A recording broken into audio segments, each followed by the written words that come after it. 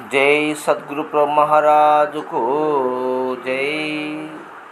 శ్రీ అచల ఋషి దువ్వూరు రమణారి సద్గురు స్వాముల వారికి జై. శ్రీ ప్రజ్ఞాన విలక్షణ శ్రీనివాస స్వామి వారికి జై.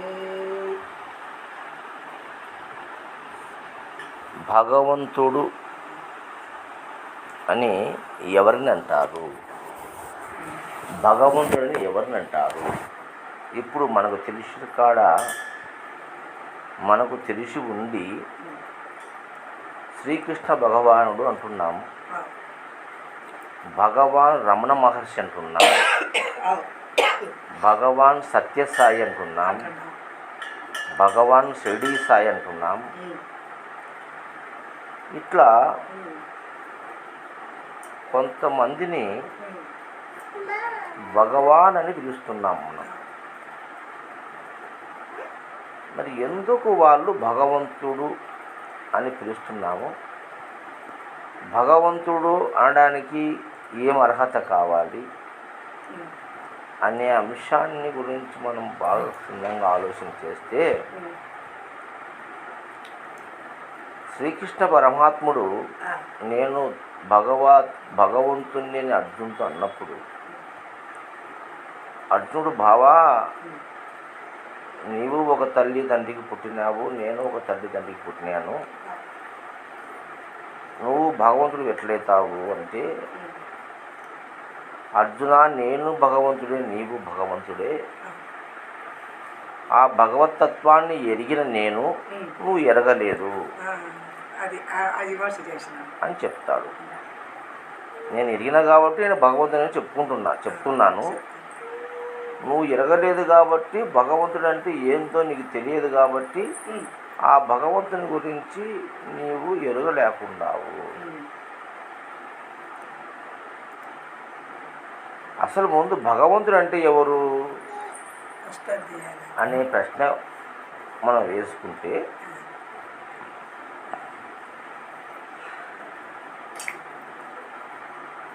విశ్వవ్యాప్తమైన ఏ పరమాత్మ స్వరూపమున్నదో, ఏ ఆత్మస్వరూపమున్నదో, మొలుగుచ్చ సందు లేకుండా, సాగు పుట్టుకలు లేకుండా, శాశ్వతమై సనాతనమై అనంతమై ఆది మధ్యాంతరహితమై ఏ పదార్థమైతే ఉన్నదో, ఏ వస్తువు అయితే ఉన్నదో దాన్ని మనము ఆత్మస్వరూపం అని చెప్పినాం. దాన్ని బ్రహ్మం అన్నారు, పరబ్రహ్మం అన్నారు, ఆత్మ అన్నారు, పరమాత్మ అన్నారు. మనుషులు వారి వారి స్థితిని బట్టి వారి వారి అనుభవానికి వచ్చిన రీతిగా అనేక రకాల నామాలను పెట్టుకున్నారు. దానికే మనుషులు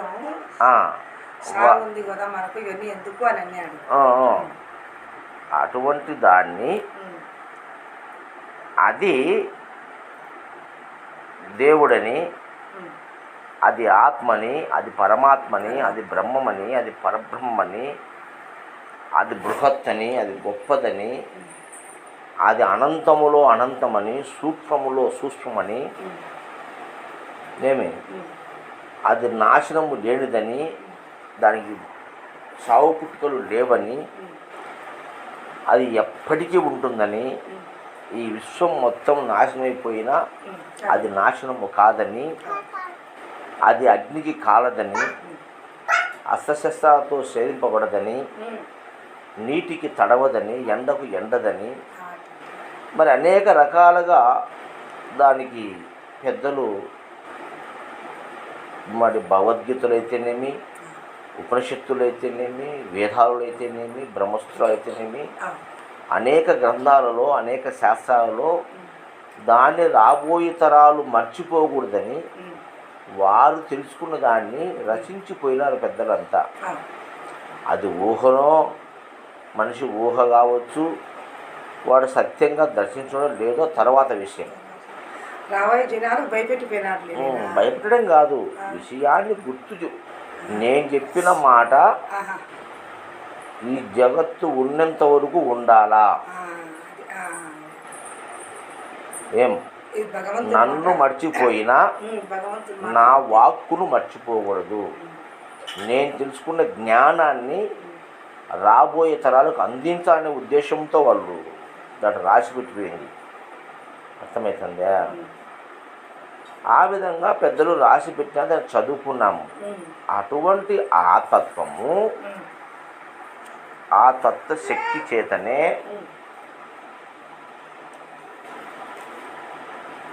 ఏ శక్తి అయితే ఉన్నదో, ఏ శక్తి అయితే నిరాకారము, నిరంజనము, నిర్గుణము, నిర్మలము, నిరామయంగా ఉన్నదో అటువంటి ఆ దివ్య శక్తి నిర్గుణ బ్రహ్మముగా చెప్పుకుంటూ దాని యొక్క సత్తా చేతనే ఈ సగుణ బ్రహ్మముగా, అంటే నిర్గుణ బ్రహ్మమైనటువంటి ఆ పరమాత్మ సగుణ బ్రహ్మముగా మార్పు చెంది అవ్యక్తము, బ్రహ్మము, అవ్యక్తము, మహత్తు, మహదంకారము, పంచతన్మాత్రాలు, మహాపంచభూతాలు, ఈ విశ్వము, గెలాక్సీలు, సూర్య చంద్ర నక్షత్రాదులు, ఇలా అనేకమైనటువంటి విశ్వమంతా ఎవరి శక్తి చేత, ఏదైతే గొప్పదన్నామో మనం, దేనైతే బ్రహ్మ అన్నామో దాని చేతనే ఈ విశ్వం మొత్తం ఏర్పాటయ్యింది. అది కాలానుగుణంగా, అంటే ఒక్క రోజులో పొద్దు చల్లారితేనే అంత తయారు కాలేదు. ఎంతో సమయం బట్టి దాన్ని కొన్ని లక్షల కోట్ల సంవత్సరాల కాల వ్యవధిలో ఈ పరిణామం చెందింది. ఏది? ఆ నిర్గుణ బ్రహ్మమునందే ఈ సగుణ బ్రహ్మము ఏర్పాటయ్యి తనంతట తానుగా స్వయంభువు, అంటే ఇంకొకరు చేసేది లేదు, తానే సర్వము తానే, రెండోది లేదు ఈ విశ్వం లోపల. అదే శంకరాచార్య చెప్పింది అద్వైతం. రెండు లేవు నాయనా, ఉన్నది ఒక్కటే. అద్వైతం అంటే రెండు కానిది. రెండు అయిందని నువ్వు భ్రమపడుతున్నావు, కాలేదు. ఆ బ్రహ్మమే ఇది, ఇదే అది, అదే ఇది. దీని అదే తత్వమసి మహావాక్యం. తత్వమసి మహావాక్యంలో అదే ఇది, ఇదే అది, రెండు వేరు కాదు అటువంటి విషయాన్ని చెప్పినప్పుడు ఆ స్థానములో నిలబడే కృష్ణ భగవానుడు అర్జును చెప్తున్నాడు, నేను భగవంతుణ్ణి అని. అంటే ఎలా? ఏదైతే గొప్పదని చెప్పినామో దాని అంశమే నేను, దాని అంశమే నేను, నా స్వరూపము. ఇది భగవత్ స్వరూపము.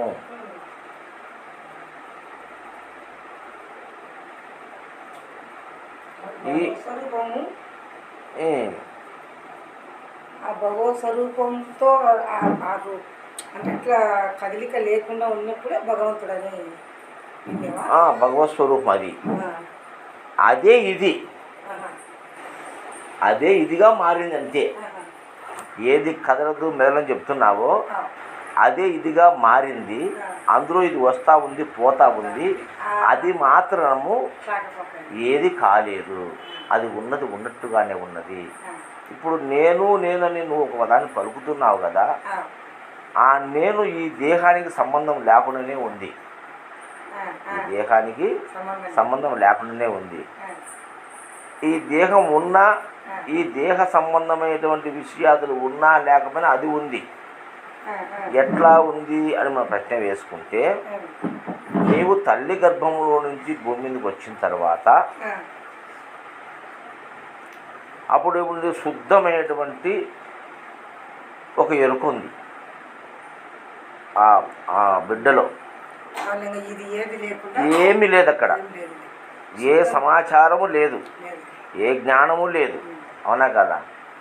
అట్టి సమాచారము ఉన్నప్పుడు, స్వరూపంగా ఉన్నప్పుడు అందులో అనేకమైనటువంటి విషయాలు వచ్చి చేరినాయి. ఎన్నో, ఒకటి కాదు, రెండు కాదు, కోట్లాను కోట్ల సంస్కారాలు, కోటాను కోట్ల విషయాలు, కోటాను కోట్ల రూపాలు, కోటాను కోట్ల నామాలు, కోటాను కోట్ల పద్ధతులు, కోటాను కోట్ల అలవాట్లు, ఇవన్నీ కూడా తన శరీరంలో ఒక్కోటి సెకండ్కు పెరుగుతూ వచ్చినాయి. నీ వయసు ఎట్లయితే పెరిగిందో అట్లా ప్రపంచంలో ఉన్న సమాచారం అంతా కూడా నీ శరీరానికి మొత్తం వచ్చి చేరుకున్న తర్వాత అదే నీవు ఏదైతే నీలో ఉందో అదే బయటకు వస్తుంది, కొత్తది రాదు కదా. నువ్వు దేన్నైతే ఈ ప్రపంచం సేకరించినావో అదంతా నీలో నిక్షిప్తమై ఉన్నది. దాన్ని నీవు నీ మాట ద్వారా కానీ, నీ చేష్టల ద్వారా కానీ, నీ కోపం ద్వారా కానీ, నీ ప్రేమ ద్వారా కానీ, మరి అనేక రకాలుగా నీ చేతులతో మనసా వాచ కర్మణ 3 విధాలుగా దాన్నే నీవు చూపిస్తావు, దాన్ని నువ్వు వ్యక్తం చేస్తావు. ఈ ప్రపంచంలో భర్తతో కానీ, బిడ్డతో కానీ, కోడలతో కానీ, కొడుకుతో కానీ, ఇదిగింటి పొరుగులతో కానీ, ఈ సమాజంతో కానీ సమస్తము నీవు దానిని వ్యక్తపరుస్తావు. ఎక్కడి నుంచి వచ్చింది సమాచారం అంతా? నీకు ఈ ప్రపంచం నుంచి సేకరించినావు. నీకేం తెలియదు కదా, జన్మతః నీకేం తెలియదు. కొంతమంది చెప్తారు పూర్వజన్మ సమాచారాన్ని తెచ్చుకున్నావు అని చెప్తారు, కానీ అది కాదు.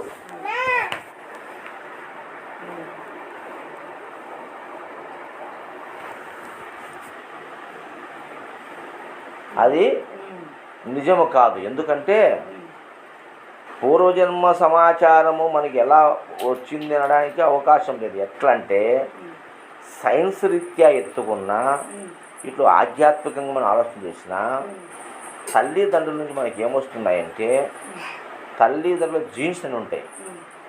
అంటే తల్లి నుంచి 23 క్రోమోజోములు, తండ్రి నుంచి 23 క్రోమోజోములు, ఇవన్నీ కలిపి మొత్తము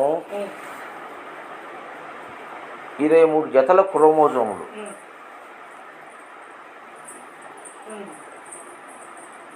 ఆ జీన్స్ అనేవి నీకు వచ్చినాయి. తర్వాత ఇంకేం వచ్చినాయి?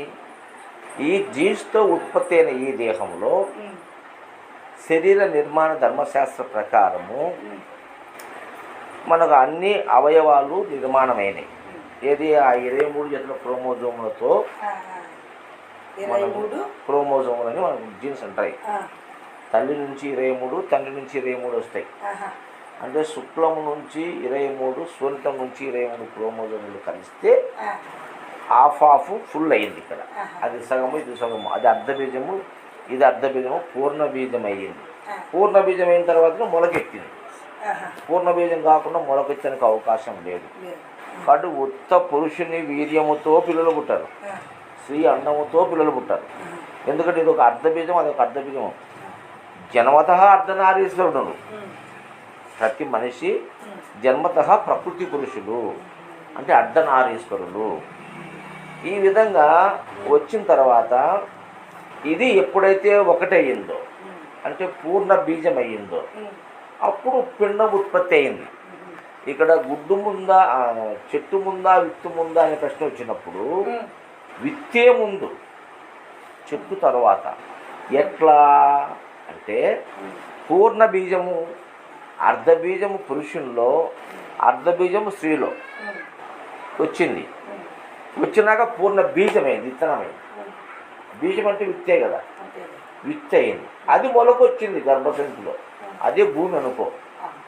ఈ ప్రకృతి పురుషులు అనే ఏ స్త్రీ పురుషులు చూస్తున్నాను, ఈ స్త్రీ పురుషులు దేహాలు రాకముందు ఇవి ప్రకృతి పురుషులు. ప్రకృతి పురుషులు. పురుషుడు అంటే సాక్షిగా ఉన్నటువంటి వాడు. స్త్రీ అంటే ప్రకృతి. ఈ పంచభూతాలతో ఈ ప్రకృతిని స్త్రీ అన్నారు పెద్దలు. అలాగా స్త్రీ అనగా దేహము, ఇందులో ఉన్నటువంటి చైతన్యము పురుషుడు. స్త్రీ దేహము, పురుషుడు చైతన్యం. అవునా కదా? ఈ రెంటి కలయికతో బీజం ఏర్పడింది. తర్వాత కదా పిండం పుట్టింది, బిడ్డ పుట్టింది. అంటే ముందు ఇత్తు తయారైంది, తర్వాత ఆ ఇత్తు నుంచి చెట్టు వచ్చింది. అవునా కదా? మన చెట్టుకు ఇత్తులు వస్తాయి. అది కాదు ఇక్కడ ముఖ్యం. మనం ప్రారంభము చేయాలంటే ఇట్లా మొదలవుతుంది. అట్లా అట్లా మొదలైనప్పుడు నీకు శరీర నిర్మాణ ధర్మశాస్త్ర ప్రకారము కానీ సైన్స్ కానీ వేదాంత పరిభాషలో చెప్పుకున్నా కూడా ఆ ప్రకృతి పురుషుతో సంబంధమైనటువంటి స్త్రీతత్వము పురుషతత్వము రెండు కలిసినప్పుడే సృష్టి ఏర్పడింది. రెండు కలిసి సృష్టి ఏర్పడింది. సృష్టి ఏర్పడిన తర్వాత అక్కడ పిండం మొలకొచ్చింది. ఆకులు వచ్చినాయి, రెమ్మలు వచ్చినాయి, కొమ్మలు వచ్చినాయి. అవునా కదా? ఈ విధంగా ఉత్పత్తి అయింది. ఉత్పత్తి అయ్యి భూమి మీద పడిన తర్వాత మొత్తం సమాచారం అంతా కూడా సమాజం నుంచి నువ్వు తీసుకున్నావు. జన్మతః నువ్వు తీసుకుని వచ్చాను అంటున్నారు. నో, తప్పది. ఇక్కడికి వచ్చిన తర్వాత నీ శరీరం ఉత్పత్తి కావడానికి నీకు ఒక హార్మోన్ సిస్టమ్ ఉంది.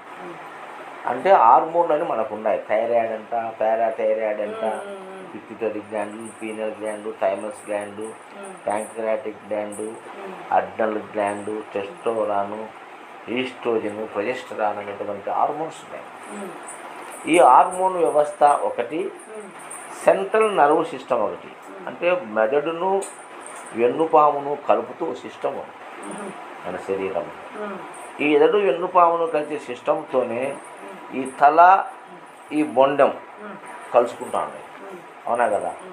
ఈ తల, ఈ మొండెం, ఈ మొండానికి కావాల్సిన సర్వసంపద తలకాయల నుంచే రావాలి. అవునా కదా? ఈ మొండెం నుంచి తలకాయలకి సంపద పోదు. తలలో నుంచి మొండెంలోకి సంపద వస్తాయి. తర్వాత ఒకదానికి ఒకటి అవినాభావ సంబంధం ఉంది రెండింటికి. అందుకే మన జ్ఞానేంద్రియాలు అయితే ముఖంలోనే ఉంటాయి. అర్థమైంది? తలకాయలోనే ఉన్నాయి సమస్తము. అందుకే దీన్ని బ్రహ్మాండం అన్నారు, దీన్ని పిండాండం అన్నారు. తలను బ్రహ్మాండము, మొండాన్ని పిండాండం అన్నారు. ఈ బ్రహ్మాండ పిండాండాలు ఒకదానికొకటి ఓతప్రోతంగా అంటే విడనాడని సంబంధం చేత నిరంతరము ఒకదానికొకటి రక్షణ చేసుకుంటూ ఉన్నాయి. అవునా కదా? నీవు ఆహారము తీసుకొని శక్తిగా మారాలంటే ఆహారం తీసుకునే ద్వారం ఎక్కడుంది? తలకాయలో ఉంది. అవునా కదా? ఇది ప్రధానం. అలాగే శ్వాస తీసుకొని నువ్వు శక్తిగా మారాలంటే శ్వాస తీసుకునే ద్వారం ఎక్కడుంది? తలకాయలోనే. అవునా కదా?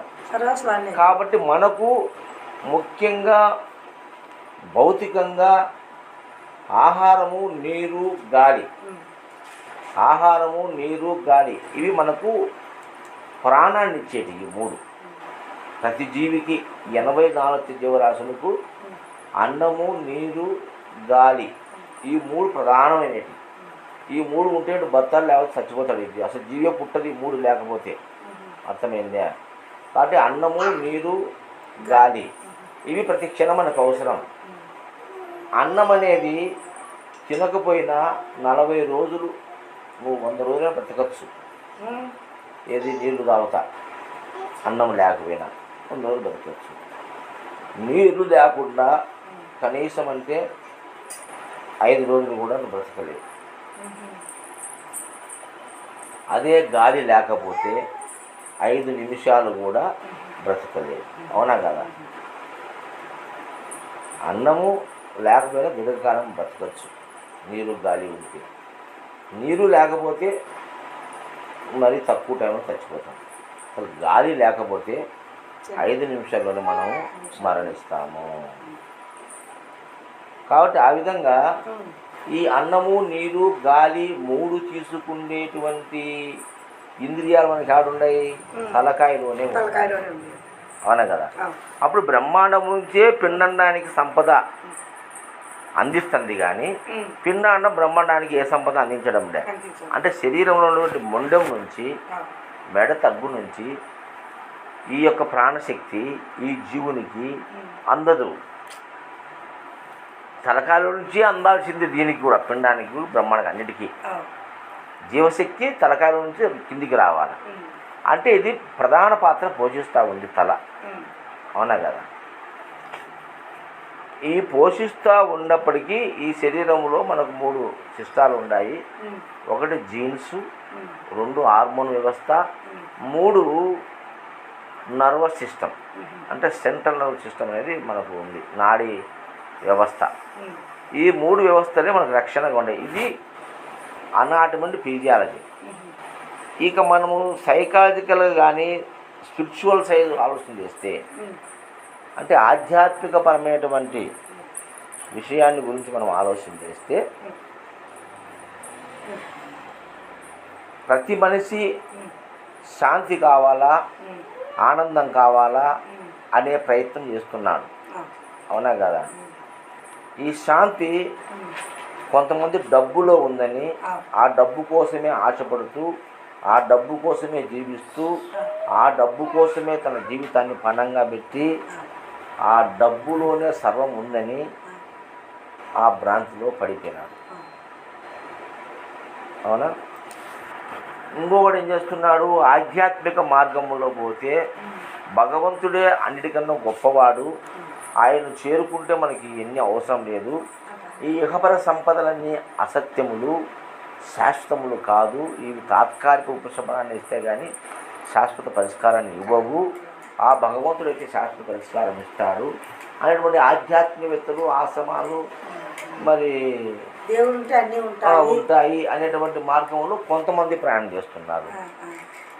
ఈ రకరకాలుగా మనిషి తన యొక్క దీన్ని బట్టి కొంతమంది ఆస్తిని బాగా సంపాదించాలా, దండిగా ఫ్లాట్లు కొనుక్కోవాలా, ఇల్లు దండి కట్టించుకోవాలా అని ఒకడు, బంగారు బాగా సంపాదించుకొని ఒకడు, బిడ్డలు బాగా కనాలని ఒకడు సంపద. ఇలా భౌతికపరమైన ప్రాపంచికపరమైన సంపదలే సత్యమని వాటిలోనే ఆగిపోయి అక్కడ కొంతమంది ఉన్నారు. కొంతమంది వాటిని తుచ్చంగా చూసినారు. భార్య బిడ్డలు అనేటువంటి అన్నిటి కూడా తుచ్చంగా భావించారు వాళ్ళు. దాంట్లో వాళ్ళు జ్ఞానస్తులు, జ్ఞానమో అజ్ఞానమో ఇట్లా ఉండరు ప్రజలు అని చెప్తున్నా నేను. వాళ్ళు ఎవరి జ్ఞానైనాను ఎవరి అజ్ఞానాలను ఫైనల్గా తెలుస్తుంది. కాబట్టి ఆ జ్ఞానాజ్ఞానములు అనేది మనం పెట్టుకునేటువంటి మాటలు ఇవి. ఇదంతా వర్బల్ స్పిరిచువాలిటీ అంటారు దీన్ని. అంటే ఇదంతా కూడా ఒక మాటల వల్ల మనము చెప్పుకుంటున్నాం, కానీ నిజంగా చెప్పాలంటే ఇవన్నీ మానవుని కల్పితం.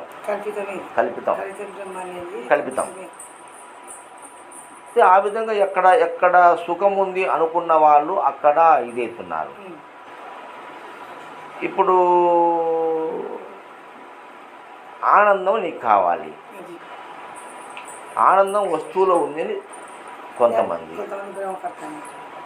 కొంతమంది రూపనామరహితమైన భగవంతుల్లో ఉందని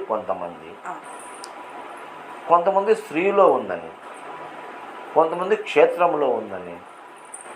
అందుకే నేను పెద్దలు వనిత విత్తము క్షేత్రం, వనిత విత్తము క్షేత్రం అంటే మనిషి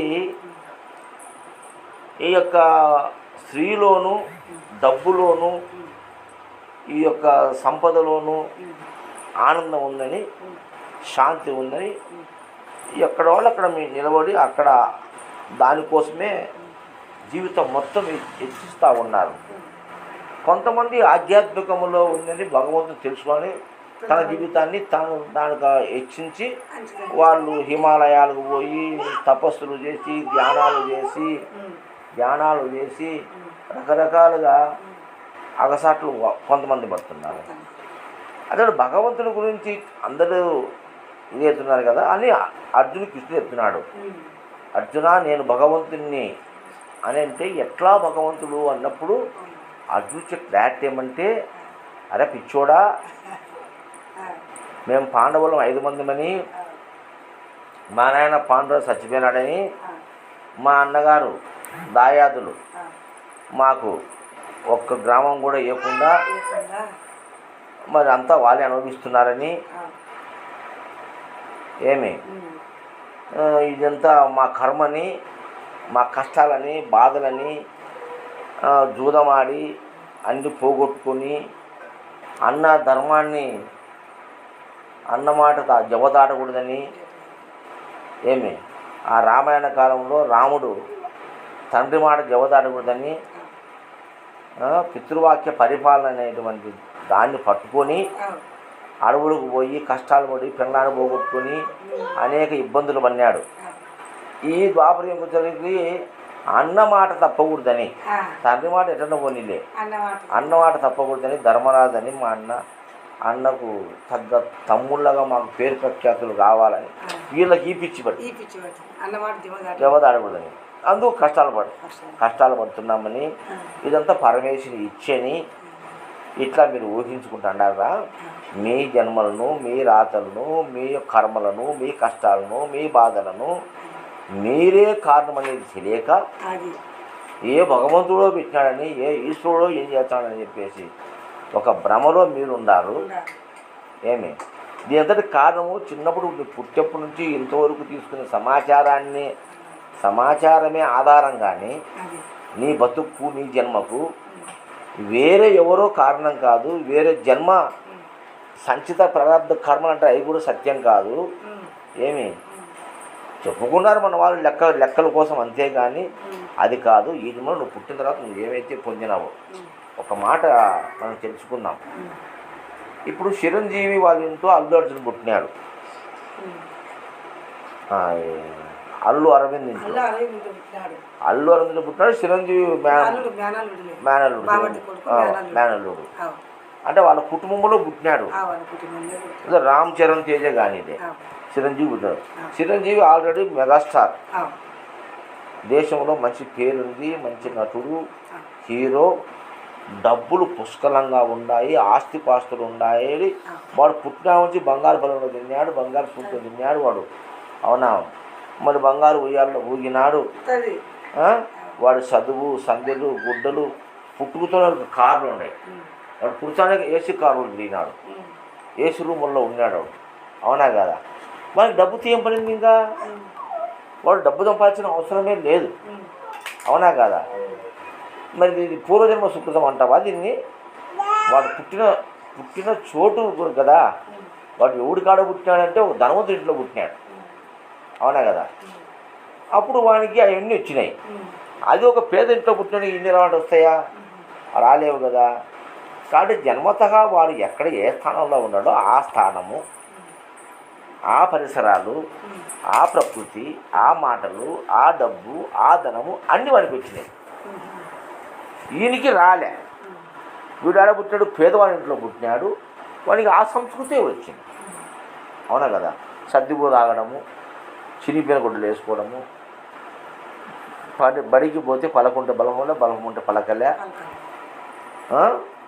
మరి పేనా ఉంటే బుక్కులే, బుక్ ఉంటే పేనాలే, ఇట్లాంటి జీవితాన్ని వాడు అనుభవిస్తున్నాడు. వానికి ఆ స్థితి లేదు కదా. దీనికి పూర్వజన్మ సుకృతం ఎట్లా అవుతుంది? వాడు పుట్టిన స్థానాన్ని ఆలోచన చేయాలి. అటైతే తన పూర్వజన్మ సుఖం లేకపోతే కలిగినోనికి కలగాలి, లేనోనికి లేకుండా ఉండాలని ఎట్లయితే ఎదురున్నది? కలిగినోని ఇంట్లో పుట్టినాడు, అవన్నీ మనకు వచ్చేస్తాయి కదా ఆటోమేటిక్గా. వాడు సంపాదించుకోవడం అవసరం లే. ఇప్పుడు కలిగిన ఒక స్త్రీ పురుషులు పెళ్లి చేసుకున్నారు, వాళ్ళ బిడ్డ పుట్టినారు, వాళ్ళు అప్పుడు ఉండే ఆస్తి అంతా వానికే కదా, వాడు అనుభవిస్తున్నాడు. దీనికి పూర్వ సుకృతం ఏం అవసరం ఉంది? వాడు పేదవాడింట్లో పుట్టినాడు, వాడు పేదరికం అనుభవిస్తున్నాడు. ఏది ఉంటే అది అనుభవిస్తున్నాడు. దీనికి పూర్వ సుకృతాలు లేవు.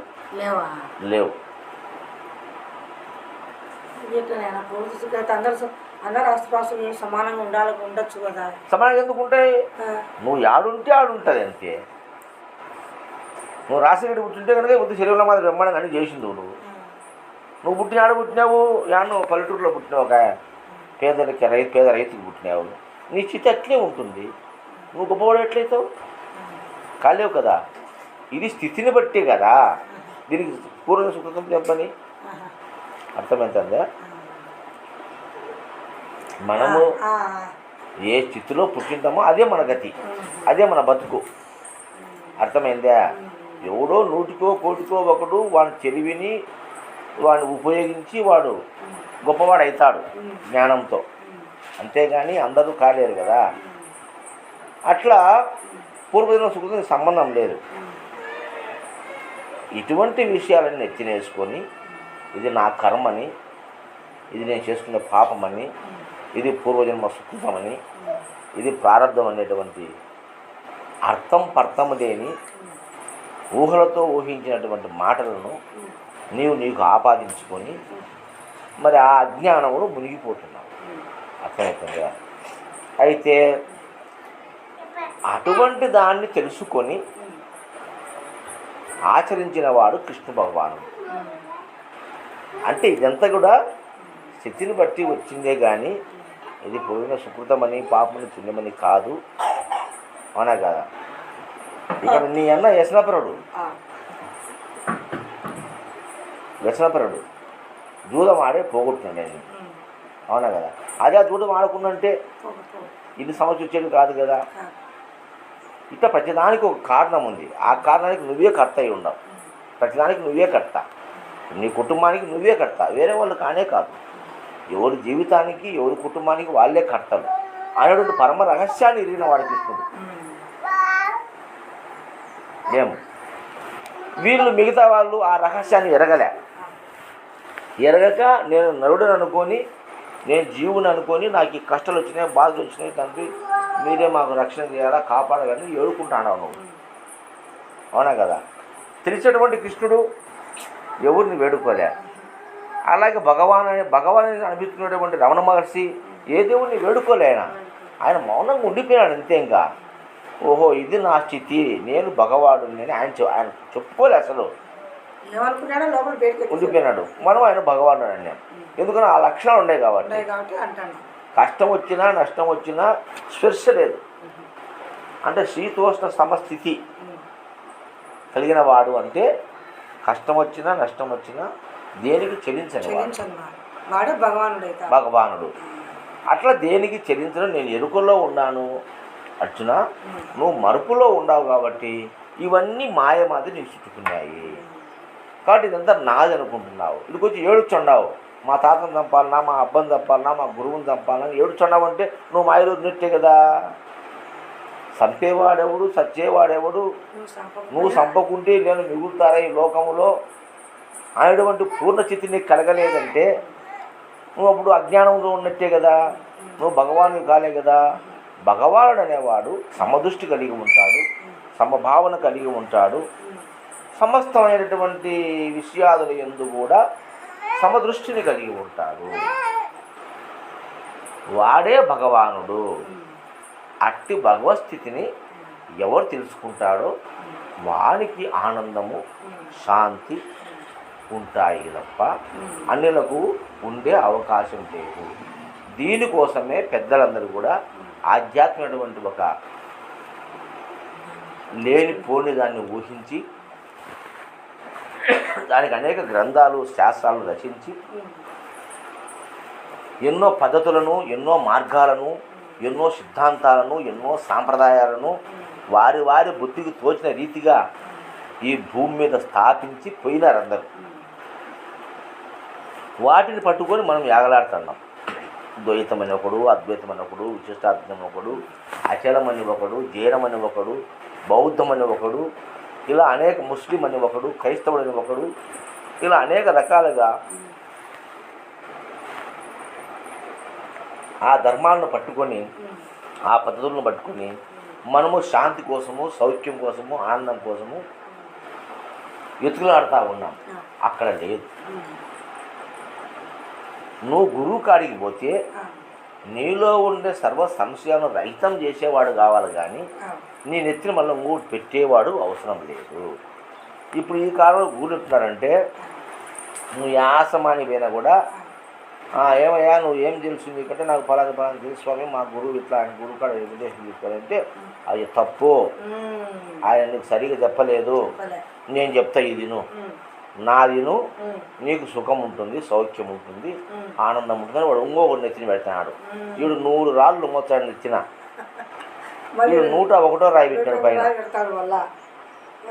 అటు నువ్వు ఎంతమంది గురువులను ఆశ్రయిస్తే అన్ని రాళ్ళు నేను నెచ్చిన బరువు పెడతాను లేదు తప్ప నీకు దింపేవాడేవాడు? ఎత్తేటోడు ఉండదు. కాబట్టి దింపేటోడు కావాలా. ఎప్పుడైతే దింపే గురువు నీకు తారసపడతాడో ఆ రోజు నుంచి ఒక్కొక్క రాయి నీలో నుంచి పోతుంది. ఏంది ఈ యొక్క ప్రపంచ భ్రాంతి అనే ఎన్నో విషయాలను మనం నెచ్చిన వేసుకుంటాము.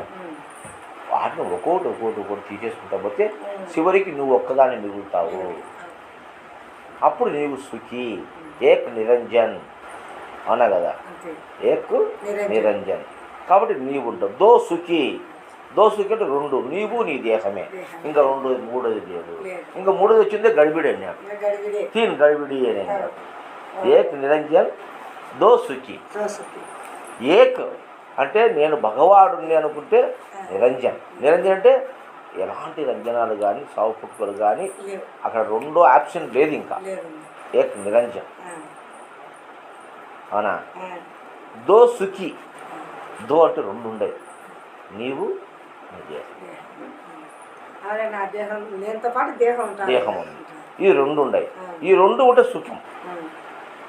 ఇంకా దీంట్లోకి మూడు తెచ్చిపెట్టాం అనుకో, ఆశ, పాశము, దుఃఖము, కోరిక, కామ, క్రోధ, మోహం ఇట్లాంటివన్నీ ఎన్నెన్నో ఉన్నాయి. ఇటువంటివన్నీ ఏది జత అయినా నీకు మూడోది ఏది వచ్చినా గడిబిడే. నీ జీవితం అంతా గడిబిడే, నీకు సుఖం లేదు. కాబట్టి అన్నిటినీ వదిలించుకొని నువ్వు ఒక్కొని ఉంటే నిరంజన్, ఏక్ నిరంజన్ దో సుఖి. ఇద్దరుంటే సుఖము, నీవు నీ దేహము అనేటువంటి దాన్ని ఎదిగిన వాడు కాబట్టి శ్రీకృష్ణ భగవానుడు నేను భగవంతుని. ఇప్పుడు నువ్వు కూడా ఇవన్నీ వదిలించుకోవాలా. వదిలించుకోమంటే అన్నీ వదిలిపెట్టి రమణ మహర్షి మాదిరి కొండ మీద కూర్చోమని చెప్పలే. అన్నీ ఉంటాయి, అన్నీ ఉండి తాను అంటకుండా ఉంటాడు. అంటే మనసులో వాటికి స్థానం ఇవ్వాలి. అసలు మనసు లేకుండా చేసుకోవాలి. ఇది నాది, నేను అనే భావనను తీసేయాలి. ఎక్కడ? లోపల. భౌతికంగా ఒక భార్యకు భర్తగా ఉండు, ఒక భర్తకు భార్యగా ఉండు, ఒక బిడ్డకు తల్లిగా ఉండు, సంసారం చేయి, పిల్లల కను, మరి అన్ని ఉద్యోగం చేయి, అన్నీ చేయి. దేనికి అంటకుండా ఉంటే వాడు భగవంతుడు. అంటితే జీవుడే. అవునా కదా. కాబట్టి ఆ యొక్క పరమ రహస్యాన్ని ఎప్పుడు తెలుసుకుంటావో అప్పుడు అది ఒక్కొక్కటి నీలో విడిపడుతుంది. ఆ స్థితి కూడా ఇంకొకరు చెప్పడానికి అవకాశం లేదు. అది నీకే అర్థమవుతుంది. నిన్ను చూసి నీ స్థితి నేను చెప్పలేను, నన్ను చూసి నా స్థితి నువ్వు చెప్పలేను. ఎప్పటికి అర్థం కాదు. కానీ కృష్ణుడు ఏమన్నారు? అందరూ శ్రీలోలుడు అన్నారు. కృష్ణుడు అందరికి ఏడ్చుకుంటూ కూర్చుంటే అబ్బాయి అందరిని గడుచుకొని ఎందుకు ఏడ్చుంటావు, నన్ను పెళ్లి చేసుకొని అన్నాడు. పెళ్లి చేసుకున్నట్టు దాన్ని అర్థం చేసుకుంటున్నారా? ఈ మురుక్కు పుట్లబడి ఎందుకు ఏడ్చావు, నన్ను ప్రార్థించు నువ్వు అని అంతరార్థాలు ఎన్ని అయినప్పటికీ మరి నేను దేవుడిని, నేను భగవంతుని చెప్పే శ్రీకృష్ణుడు లోకం ఏమనింది? శ్రీలోలుడు, మాయల మరాఠీ, మోసగాడు, దొంగ, మరి 8 మంది భార్యలు, అది కాక మళ్ళా 16 గోపికలు, ఇంత అవసరం ఆయనకు అని అంటాడు అనేటువంటి మాటలు ఎన్నో ఆయన మాట్లాడినారు. ఎందువల్ల వాని స్థితి వీళ్ళకి అర్థం కాదు. అర్థం కాదు. అట్లా నా స్థితి అయినా నీ స్థితి అయినా రెండో వ్యక్తికి తెలియదు. నీ స్థితి నీకే, నా స్థితి నాకే. అర్థమైందా? అయితే రెండు స్థితులు ఏకమైనప్పుడే ఇద్దరు ఒక్కొక్కరు అర్థమవుతారు. అందుకే చెప్పినారు, జ్ఞానికే ఎరుక సుజ్ఞానుల మరుగు, అజ్ఞానికే మెరుక అది ఉండే సలాము సద్గురుడుండే మరుగు. అంటే జ్ఞానికి ఎరుక, సుజ్ఞానుల మరుగు. అంటే నీవు జ్ఞాని, నేను జ్ఞాని అయితే అప్పుడు ఇద్దరి యొక్క ఆ రహస్యము, ఆ స్థితి ఈయనకి అర్థమవుతుంది, వాళ్ళకి అర్థం తప్ప మూడో వ్యక్తికి అర్థం కాదు. ఆ స్థితి రానంత వరకు నువ్వు నాకు అర్థం కావు, నేను నీకు అర్థం కాను. ఇది ఇంతే ఈ జీవితము. అందుకని మనం ఎవరన్నా ఏమన్నా అన్నా మనము దాన్ని పట్టించుకోవాల్సిన అవసరం లేదు. నువ్వు దాని గురించి రోసగించుకొని దాని గురించి బాధపడుతున్నావంటే నువ్వు అజ్ఞానం అని, నీకు తెలియదని, నువ్వు ప్రపంచగా విషయాదుల్లో మునిగి ఉండావని, అవి నీకు అర్థం కాదని అటు స్థితికి నువ్వు చేరుకున్నప్పుడు స్పర్శ అనేది అన్ని పనులు చేసుకొని పోతాను. నీకు ఏ స్వేచ్ఛ ఉండదు. అట్టి స్థితి ఎవరికైతే ఉన్నదో వాడే భగవంతుడు. జై సద్గురు మహారాజుకు జై.